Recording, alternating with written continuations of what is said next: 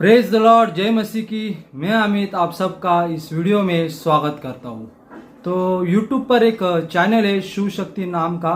उस पर एक बहन है जो हमारे बाइबल के विषय में, प्रभु यीशु मसीह के विषय में वीडियो बनाती है और झूठे दावे करती है कि बाइबल में लिखी हुई बातें झूठी है, प्रभु यीशु मसीह झूठा है, ऐसे करके वो वीडियो बनाती है। तो उनका ही मैंने एक वीडियो देखा है कि उसमें वो कहती है कि यीशु का आने का जो डेट है वो एक्सपायर हुआ है, इसी करके वो झूठा दावा करती है। तो चलिए उस वीडियो को देखते हैं और आगे हम उसको जवाब देते हैं। अब सबसे इंटरेस्टिंग बात, सारे ईसाई जो पूछ रहे हैं यीशु कब आएगा, वो ध्यान से सुने। ये आपके पास्टर फादर जो भी है नहीं बोलेगा, पर मैं बताऊंगी। मेरे प्रिय ईसाई भाइयों बहनों, बाइबल खोलो।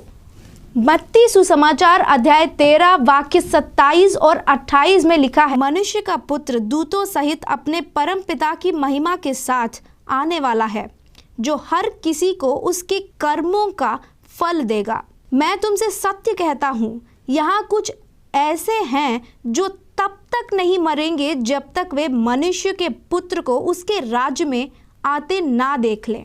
मिल गया जवाब। उस राज्य में कुछ लोग हैं जो यीशु को दोबारा आते देखे बिना नहीं मरेंगे। अब क्या वो जिंदा है? नहीं। इसका मतलब यीशु का दोबारा आने का बात या तो झूठ है या उस बात का एक्सपायरी डेट हो गया। क्यों चाचा, तुझे दुनिया के सारे ग्रंथों में से यीशु का सेकेंड कमिंग के बारे में ढूंढने की कोई ज़रूरत नहीं है। तुम्हारा बाइबल में ही लिखा है ये बात। यीशु ने कहा वो अपने शिष्यों का पीढ़ी में ही आएगा। क्या सही में मत्ती अध्याय 16 वचन 28 से कहता है कि यीशु मसीह अपने चेलों के समय में आएगा? इस बहन को बाइबल का सिर्फ है एक ही वचन मिला। क्यों मिला होगा? क्योंकि व्हाट्सएप यूनिवर्सिटी से इस बहन को मैसेज आया होगा कि हेलो, आज का तुम्हारा बाइबल का वचन और अपना झूठ फैलाने का काम करते रहो। तो मैं ऐसे और 2 वचन बताना चाहता हूँ जो सुसमाचार में लिखे गए हैं, जो बातें यीशु ने कही थी। आप पढ़ सकते हो।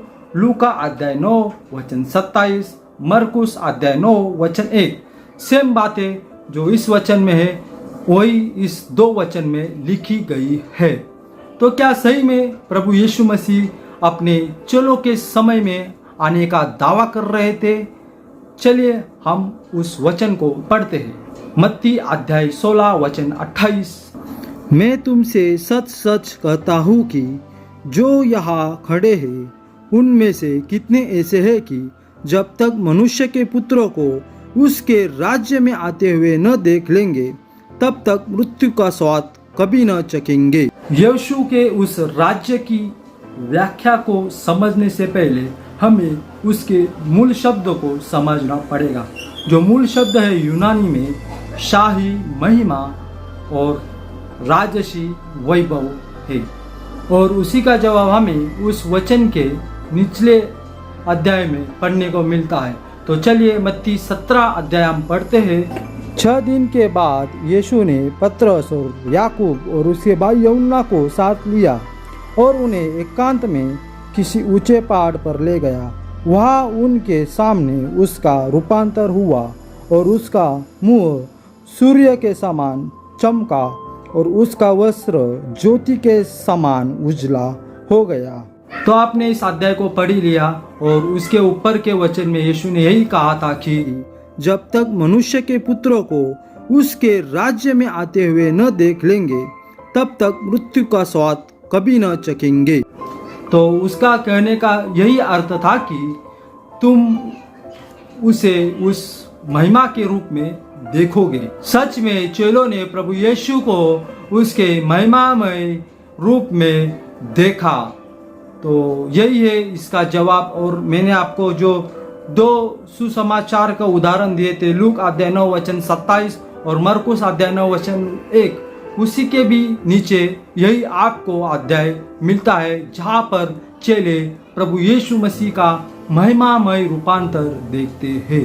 तो वचन ये नहीं कहता कि यीशु मसीह चेलों के समय काल में लौटेगा। वचन ये कहता था कि चेले अपने प्रभु को उस महिमा में देखेगा। तो चेलों ने देखा और बाद में उसकी गवाही भी दी। आप पढ़ सकते हो दूसरा पत्रस अध्याय 1 वचन 16 और 17। तो इसी के साथ जो शिव शक्ति चैनल की जो दावा है कि यीशु मसीह अपने चेलों के समय काल में आएगा, वो झूठा ठहरता है। और वचन ऐसा कभी भी नहीं कहता कि यीशु मसीह अपने चेलों के समय में आएगा।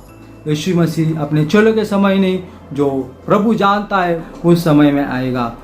तो चलिए मिलते हैं हम आपको अगली वीडियो में किसी और विषय के साथ। इस चैनल को सब्सक्राइब कीजिए और वीडियो को लाइक और शेयर करना ना भूलिए।